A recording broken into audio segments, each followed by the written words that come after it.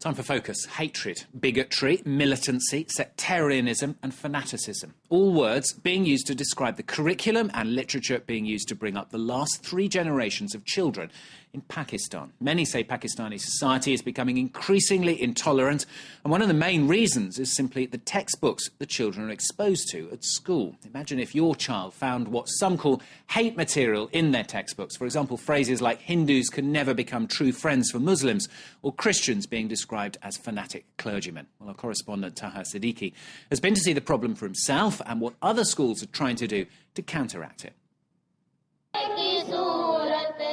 In this state school 50 kilometres from Islamabad, 850 students start each morning reciting the Quran and singing the Pakistani national anthem.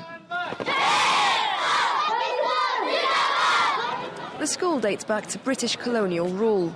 Today's history lesson is about that era, the partition with India and the creation of Pakistan. Caravans that were on the way to Pakistan were attacked by Hindus and Sikhs. Not a single Muslim was left alive in trains coming to Pakistan. One by one, pupils read aloud from a textbook issued by the government. Hindu narrow-mindedness and white conspiracies against us led to the need for this Islamic country, Pakistan. I think Hindus are against Pakistan, against Islam. That's how they are. And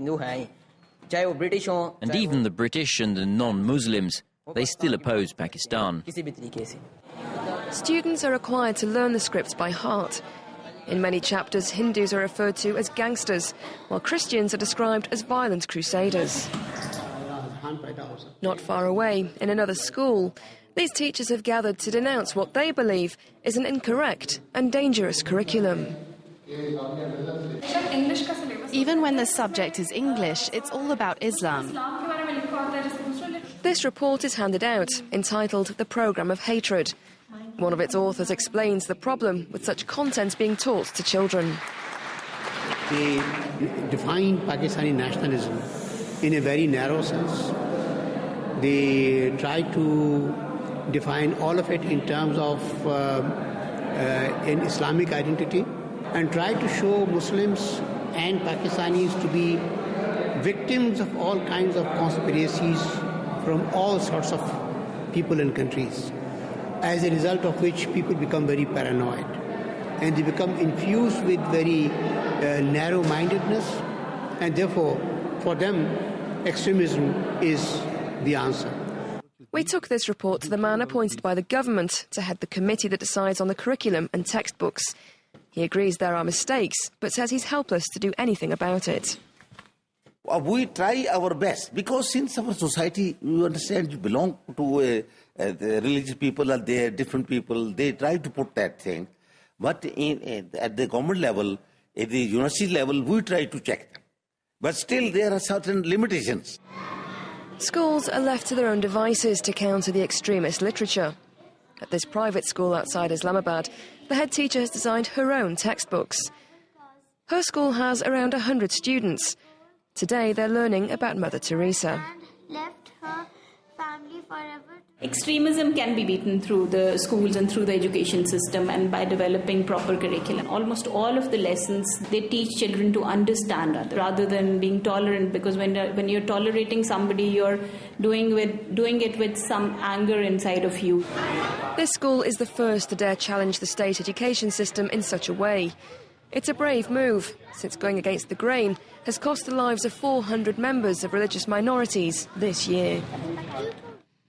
Well, Taha Siddiqui joins us now from Islamabad. Taha, you said in your report there that it's a bit of a deadly mission, really, to challenge the view that many now hold in Pakistan. So what proof is there that this curriculum of hatred, as many call it, is translating into prevailing extremism there in Pakistan? Well, yes, definitely. When we see, as the figures mentioned in the report also, just this year there have been over 400 deaths related to the religious minorities. They were attacked by the majority, usually in cases which were never proven. But there are people who think that religious minorities are being attacked by the majority. Also, I mean, if you look at these statistics, on an average in Pakistan, annually we have around about 100 blasphemy cases in which carries a death sentence, and these are usually blasphemy cases registered once again against the religious minorities. So we see these statistics point to the fact that the extremism in the society is increasing and the intolerance is increasing. Now, what this intolerance and extremism is translating into another dangerous trend is the fact that it gives rise to conspiracy theories, as one of the educationists in the report says. The conspiracy theories, what it does is, for example, we saw last month the Malala incident happened, where this 14-year-old girl was shot by the Taliban. Now, later on to that, in Pakistan, the debate went on to not from punishing to these people who these are, but the fact that who Malala was used by, whether she was a CIA agent or things like that. And so such conspiracy theories then actually give rise to the fact that it becomes an easy recruitment process for the Taliban, for other extremist groups to easily penetrate into these minds, because these are young minds growing up when they're 14, 15, even when they're in their college time, they're easily recruited into these groups, and that is what is more dangerous, and that is how we're seeing the translation of it into extremism. We saw some teachers in your report trying to bring improvement to these textbooks, but is the government and the public supportive of any change at all? Well, yes, we did see these teachers. In fact, these teachers were brought there by these educationists and human rights activists who are trying to increase awareness. They're going around the country to do this, but the response they're getting from the teachers is that the teachers are going to go back into those schools. They're going to teach the same textbooks again. They don't have any control, any limitation. They're limited to their own textbooks, which are provided to them by the government. And so they're going to continue on teaching with those same textbooks, even though they complain about it. Now, the problem is whether the government is doing anything or not.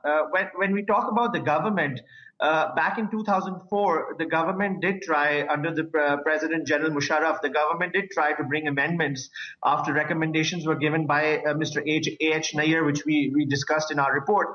But these recommendations never made it to actual changes because, for example, there were some changes done to the word jihad. Jihad was taken out of the textbooks of the children's textbooks, and in its restrictive sense, to fight against the infidels. That was taken out, and it was reintroduced as with a broader meaning of jihad for doing good, for avoiding evil, and things like that. And the religious parties had a very back.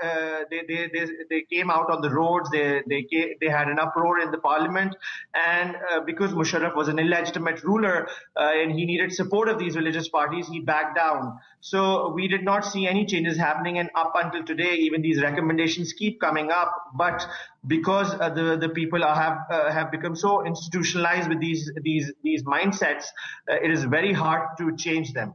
Taha, thanks very much. Taha Siddiqui, our correspondent there in Islamabad. That was today's focus here on France 24. Stay with us.